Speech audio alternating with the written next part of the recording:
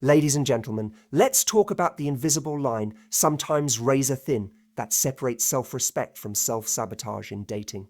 We all want love, real love, the kind that nourishes, excites, and brings peace. But sometimes, in our pursuit of love, we cross that quiet line. We give too much too soon. We hold back our truth to avoid scaring someone off. We settle for crumbs and call it a feast. And worst of all, we abandon ourselves while trying to be chosen by someone else.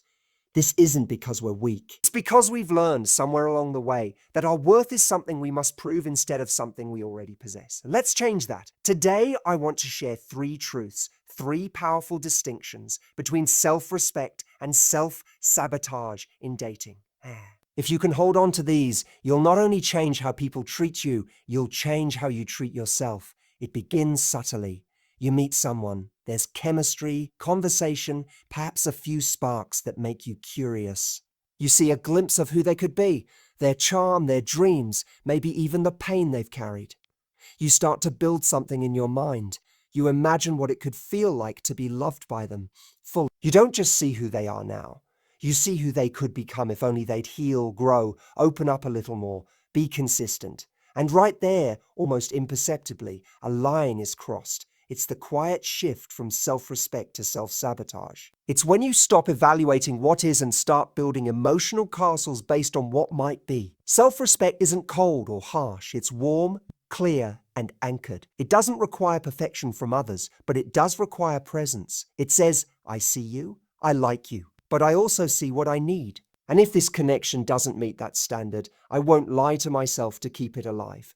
It holds space for someone to be human, flawed, and growing. But it doesn't abandon discernment just because it sees potential, because potential is just a shadow, an idea, not reality. And love built on ideas is fragile. It crumbles under the weight of unmet hopes. When you have self-respect, you date with your eyes open. You notice how someone communicates, how they show up when it matters, how they treat your vulnerability. You don't excuse flakiness as a busy. You don't reframe inconsistency as a they're just complicated. You don't take emotional unavailability and dress it up as mystery. You recognize that love isn't supposed to feel like a riddle you're constantly trying to solve. You don't invest months or years trying to unlock someone's capacity to love you. You let them show you who they are, and you believe them. But self-sabotage wears a different lens. It's born from emptiness, from wounds that whisper, if I can just love them enough, they'll change. It chases projects, not partners. It falls for blueprints, not buildings. It clings to fragments of connection, tiny moments of sweetness, and uses them as evidence for a love that doesn't truly exist. It lives in the in-between spaces, the almosts, the maybes, the if-onlys. It believes that endurance will one day be rewarded with commitment, that silence today means affection tomorrow, that lukewarm love is better than no love at all. And in this space, we lose ourselves. We start compromising our standards, not out of generosity, but out of fear. Fear that this is the best we'll get. Fear that walking away means starting over. Fear that being alone means being unloved. So we convince ourselves that patience is virtue, even when it's really self-betrayal in disguise. We say we're just giving it time, when deep down we know we're delaying the truth, that they're not ready, that they're not willing, that they're not choosing us fully, no matter how much we hope they will. There's something profoundly exhausting about dating someone's potential. It's like trying to pour your heart into a future that never arrives. It keeps you emotionally hungry, always reaching, always hoping, never fed. It creates anxiety where there should be peace, confusion where there should be clarity, and worst of all, it distorts your sense of self. You begin to question your worth. Or why won't they choose me? Why am I not enough to make them commit? But the truth is, it was never about your worth. It was about their readiness, and someone's inability to love you fully doesn't mean you are unworthy of full love. Self-respect doesn't get caught in those traps. It doesn't negotiate with reality. It sees things clearly, even when that clarity hurts. It says, if I have to wait around for you to be who I need, I already know this isn't right. It allows love to be mutual, not one-sided. It honors effort, but it doesn't substitute effort for results. It doesn't stay in relationships that feel like emotional limbo, because love should be energizing, not draining. Love should add to your life, not leave you constantly trying to prove your value. And that's the heart of it. Self-sabotage is rooted in proving, while self-respect is rooted in knowing. When you know your worth, you don't chase people who make you feel like you have to earn their affection. You don't stay when your needs are consistently unmet. You don't confuse emotional intensity for emotional safety. Hey, you understand that a connection isn't enough. It has to come with consistency, commitment, and care. You know that love without action is just potential, and potential without follow-through is a mirage. We've all been there. We've all felt that magnetic pull towards someone who seemed like they had it in them to be everything we needed. If only they'd do the work. If only they'd open up. If only they'd heal. But here's the sobering truth. You cannot love someone into their readiness. You cannot outpatience someone's emotional immaturity. And the more you give to someone who hasn't asked to be saved, the more you bleed yourself dry. You start offering emotional labor that no one asked for. And in the process, you delay your own healing, your own joy, your own freedom. It's easy to romanticize someone's potential, especially if you're empathetic, especially if you've had to fight for love in your past. You see the little boy inside the emotionally distant man. You see the softness beneath the girl who seems guarded. You want to believe that love will melt their walls, that your presence will awaken their growth. But love is not a rescue mission. Love is not rehabilitation. Love is not about dragging someone across the finish line of emotional maturity while losing pieces of yourself along the way. Self-respect says, I can care about you and still let you go. It says, I can see the good in you and still choose what's good for me. It says, I'm not walking away because I don't care. I'm walking away because I finally care about myself more. That's not selfish, that's sovereignty. That's choosing to protect your peace over potential. That's choosing wholeness over heartbreak. That's choosing truth over illusion. You don't need to date based on hope. You don't need to stay loyal to a version of someone they haven't even committed to becoming. You don't need to explain away your pain just to hold on to possibility. Because the more you romanticize their potential, the more you abandon your reality, and your reality deserves love, presence, and respect. Not theories, not dreams, not maybes. Real love isn't built on potential. It's built on partnership, on showing up, on doing the work, on being emotionally available and relationally mature. And if someone isn't meeting you in that space, no amount of you dimming your needs will make them rise. No amount of you shrinking your voice will make them listen. And no amount of you waiting in silence will make them choose you. So hold your standards, not because you're better than anyone, but because you've worked too hard to become this version of yourself just to be met with half effort and half love. Hold your standards because you deserve to be chosen fully, not conditionally. Hold your standards because you know that love shouldn't feel like you're constantly being tested. It should feel like you're finally being understood. You are not hard to love. You are not too much. You are not asking for something unreasonable when you want consistency, honesty, and emotional depth. Those are the basics of healthy connection, not luxuries. And if someone makes you feel like you're asking for too much, it's not because you are. It's because they are unwilling to give it.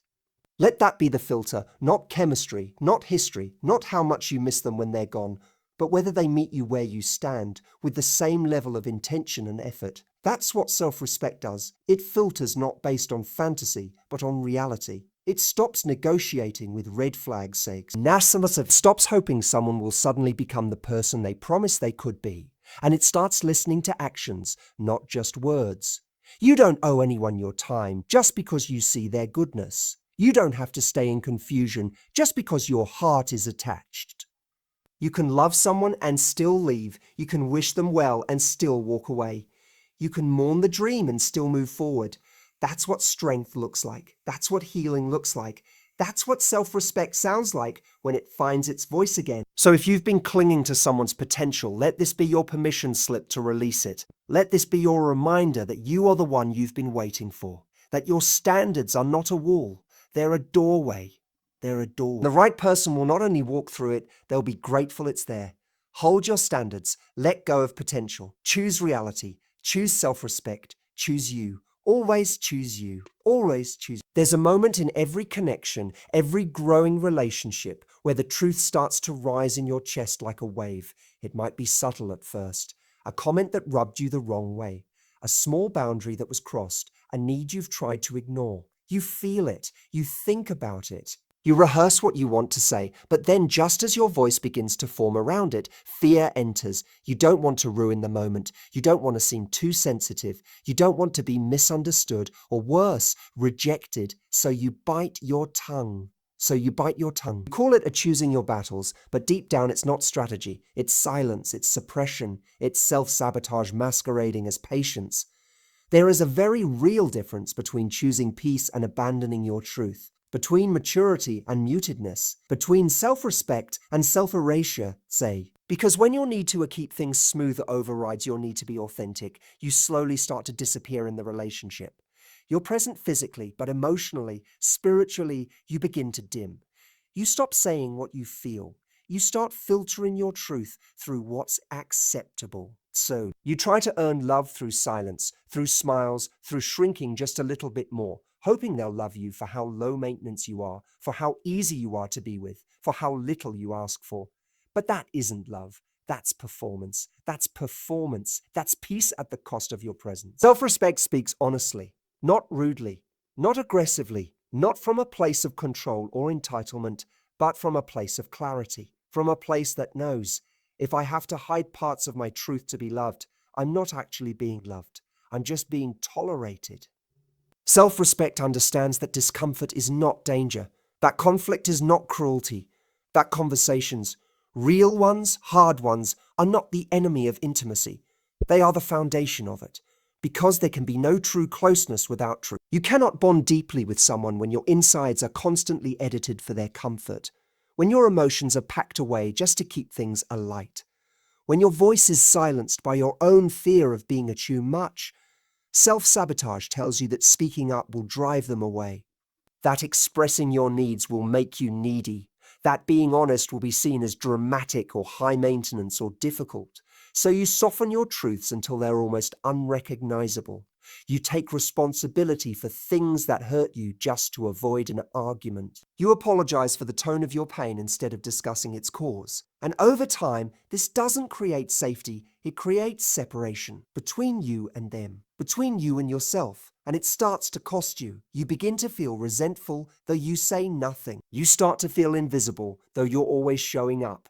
You feel like a stranger in your own relationship, even though you're doing everything right, because you've been molding yourself around their comfort rather than standing in your truth. And every time you say it's fine when it isn't, every time you say I understand when you don't, every time you say it's okay when it actually hurt, you are teaching them how to love a version of you that doesn't really exist. You're building a relationship based on silence, not sincerity.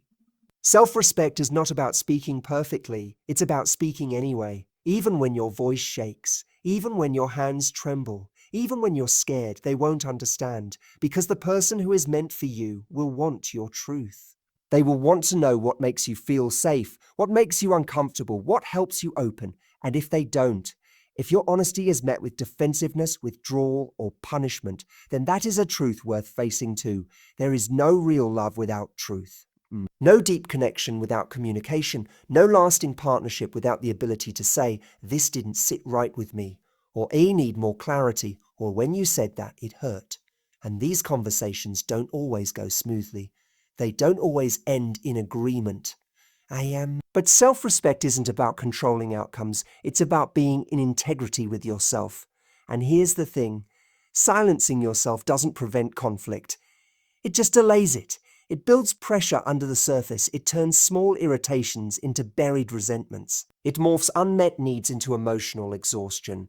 And eventually, all that unspoken emotion finds a way out, whether through passive aggressiveness, emotional withdrawal, or a total breakdown in the relationship. Self-sabotage doesn't always look like destructive behavior. Sometimes it looks like too much tolerance, too much emotional labor, too much over-explaining, over-accommodating, overextending, all in the name of love, all in the name of keeping the peace. But peace that requires your silence isn't peace, it's quiet control. Not through rehearsed lines, but through real moments. Relationships are not meant to be performance art. They're not meant to be endlessly curated displays of a cool, unbothered, and chill. They are meant to hold the full spectrum of your humanity. the messy, the honest, the unsure. And you deserve a love where you don't have to walk on eggshells around your own emotions, where you don't have to fear that every truth will be met with withdrawal or judgment. The right person will not leave you for being honest. They might not always agree with you. They might not always react perfectly, but they will stay, they will talk, they will process, they will make space for your feelings instead of punishing you for having. It's life's way of saying, this is not a place where your soul will grow. Self-respect says, I will not betray myself to be loved. It says, I can be kind and still say no. I can be loving and still ask for more. I can be scared and still speak up. It is not always comfortable, but it is always freeing, because there is a peace that only comes when you stop abandoning yourself in the name of connection, when you stop swallowing your truth to avoid tension, when you stop pretending you're okay with less just to keep someone from leaving, when you stop editing your authenticity to keep the vibe light. There's nothing light about hiding your truth. There's nothing peaceful about suppressing your voice. And there's nothing loving about silencing your soul. So speak when it's awkward. Speak when you're scared. Speak when everything in you says, they might not like this, because your voice isn't just sound. It's sacred. It's the compass that keeps you from drifting into someone else's idea of who you should be. Your honesty is not a liability. It's a litmus test. It reveals what is real. It shows you who is capable of meeting you where you are. And when you speak your truth, you give both people a chance to show up fully, to build something rooted not in comfort, but in clarity. Don't trade your voice for the illusion of closeness. Because when you carry self-respect, your energy says, I am open, I am whole, and I am not for sale. But self-sabotage, it has a very different rhythm. It's fast, it's frantic, it's full of proving, pleasing, and performing. It's built on the fear that if you don't do something, if you don't give more, try harder, show up better, they'll lose interest. That if you don't hurry to secure the connection, it will slip through your fingers. So instead of allowing space for something real to unfold, self-sabotage grabs. It clings. It gives more than what's asked. It texts first every time. It analyzes every response. It replays every interaction, asking, did I say too much? Did I seem too available? Did I give them a reason to stay? You begin dating not from groundedness, but from scarcity. You see each moment as a test you have to pass. Each date becomes a stage where you audition for affection. And in trying so hard to earn love, you forget that love is never something to be earned. It is something to be shared. You were never meant to prove your worth to someone. You were meant to know it, to carry it, to let it guide your choices and energy and pace. Self-sabotage is exhausting, not because you're doing too much physically, but because emotionally you are living in overdrive. You're not receiving, you're performing, you're not connecting, you're calculating. And it always comes from the same silent fear. If I don't show them how worthy I am, they won't see it on their own. But that fear lies. Because real connection doesn't require constant explanation. It doesn't require strategies or scripts or sacrificing your peace. Real connection sees you, without you having to hold up signs and arrows to your own value. Self-respect doesn't rush, not because it isn't excited, but because it understands that something beautiful needs room to breathe. You don't build a solid bond through fast answers and faster attachment. You build it through intentionality, through noticing how someone shows up, through watching how they hold your presence, not just your beauty or charm, through seeing how they respond when you're not chasing. When you're just there, steady, whole, available, but not desperate. It waits to be met, not from ego, but from truth, because you can't force emotional availability. You can't speed up someone's willingness to invest. You can't make someone ready by showing them how ready you are. Because self-sabotage whispers, if I just love them harder, they'll finally see me. But people don't see you more clearly when you overextend. They see you more clearly when you're honest, grounded, and unwilling to beg for crumbs. You don't have to rush to keep love.